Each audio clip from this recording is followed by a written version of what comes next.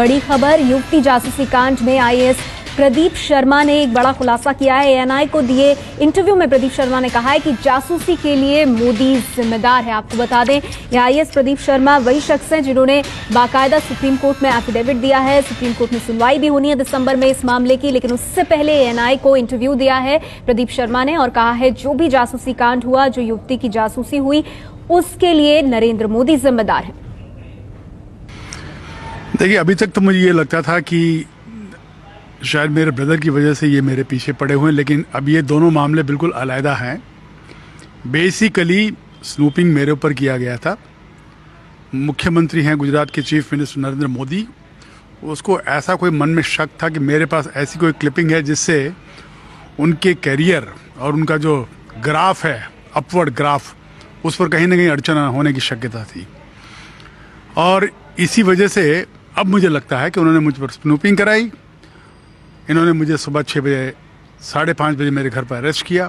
कोई नोटिस नहीं दी, कुछ नहीं दिया। मेरे घर के सारे कंप्यूटर उठाकर ले गए, सारे पेपर्स उठाकर ले गए और वो क्लिप को ढूंढते रहे। हालांकि ऐसी कोई क्लिप थी नहीं, लेकिन चोर की दाढ़ी में तिनका, इसलिए मुख्यमंत्री डर गए और इन्होंने मेरे घर के अंदर रेड कराई। सर, ये जो एक कन्या का नाम आ रहा है बार बार इस मामले में, वो कौन है, क्यों उनके पीछे स्नूपिंग कराई जा रही है, और इस इशू को लेकर आप लोग क्या कोई इंडिपेंडेंट इंक्वायरी की मांग करते हैं? इस कन्या को इंट्रोड्यूस मुख्यमंत्री के साथ इंट्रोड्यूस मैंने करवाया था 2004 में। ये एक आर्किटेक्ट है और हमने एक गार्डन डेवलप किया था, उसके अंदर इनका सहयोग रहा था। काम अच्छा किया था, बहुत ही काबिल कन्या है।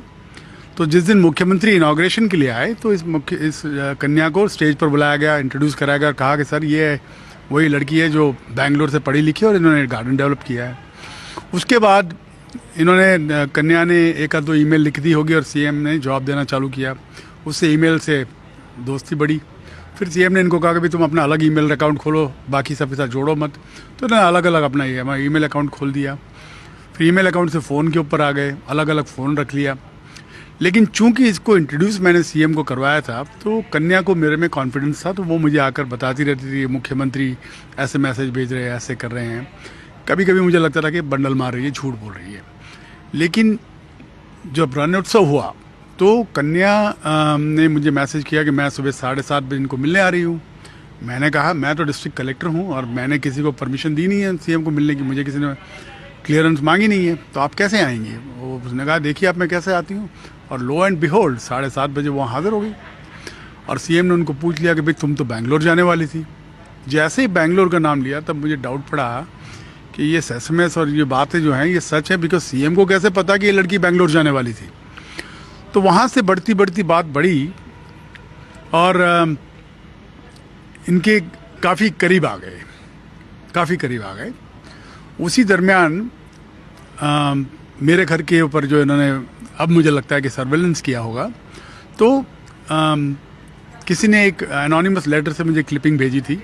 क्लिपिंग इस महिला के बारे में थी, तो मैंने फ़ोन के ऊपर 3-4 लोगों को बताया होगा कि भाई ऐसी क्लिपिंग है।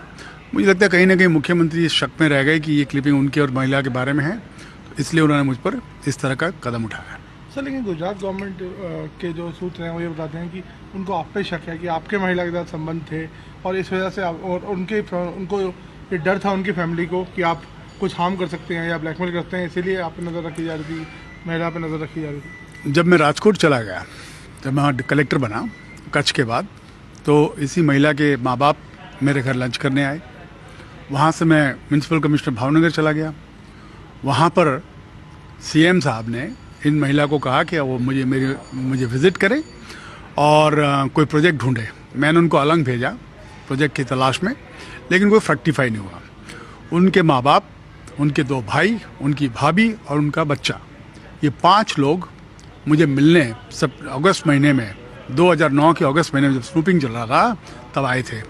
अगर मैं एक थ्रेट परसेप्शन होता जैसे ये बीजेपी वाले कह रहे हैं, तो बताइए कौन सा माँ बाप भाई मुझे मेरे घर आए, मेरे साथ बैठे और मुझसे चर्चा करे, खाना खाए। इससे आगे बढ़े, जब मेरी अरेस्ट हुई जनवरी 2010, उस दिन पहली रात जब मैं कस्टडी में था, तो मेरा खाना लेकर इस महिला के माँ बाप आए थे और आकर उन्होंने मुझे खाना खिलाया और फ़ोन लगाकर इन महिला से मेरी बात करवाई। अब आप मुझे बताइए, अगर मैं थ्रेट परसेप्शन होता तो ये हालात होते? ऐसी सिचुएशन आती कि माँ बाप मेरे लिए टिफिन लेकर आते हैं। सर आप सीधे सीधे मोदी जी और अमित शाह को कसूरवार ठहरा रहे हैं। मैं बिल्कुल ठहरा रहा हूँ। अमित शाह तो मर्डर के अंदर गया हुआ है, अंदर क्रिमिनल माइंडेड है ही है। उसने मर्डर किया तो भी सीबीआई ने उनके बुला के स्टेटमेंट रिकॉर्ड किए, उनको मौका दिया डिफेंस का। मैं तो 33 साल की नौकरी में एक एडवर्स सीआर नहीं, एक चार्जशीट नहीं, एक नोटिस नहीं, सुबह 5:30 बजे मुझे अरेस्ट करने आ रहे हैं। वाई? मुझे बुलाइए, मेरा स्टेटमेंट रिकॉर्ड कीजिए, मुझे तक दीजिए। ये आए थे, डर गए थे, इसलिए ये क्लिप ढूंढने के चक्कर में मेरे घर अचानक आ गए। ये सारा क्रिमिनल सेटअप है अमित शाह का पर्टिकुलरली, और इसके ऊपर निगरानी चीफ मिनिस्टर की है। सर तो इनको क्या आपको लगता है फेवर किया गया उस लड़की की फैमिली को? बिल्कुल फेवर किया गया है, बिल्कुल फेवर किया गया है। 2005 के अंदर भी जब नरेंद्र मोदी ने 2006 के अंदर इस लड़की ने जैसे मुझे बताया, मैं तो इसको कोई एविडेंस नहीं दे पाऊंगा, लेकिन उसने मुझे बताया कि कुछ पैसा ऑफर किया था। लड़की ने बोला ना मुझे ऐसे पैसे की जरूरत नहीं है, और मुझे अगर उसने कहा कि एबीपी न्यूज पर इस वक्त की बड़ी खबर, प्रदीप शर्मा ने कहा है कि जासूसी के लिए नरेंद्र मोदी जिम्मेदार हैं। एनआई को दिए इंटरव्यू में ये बात कही।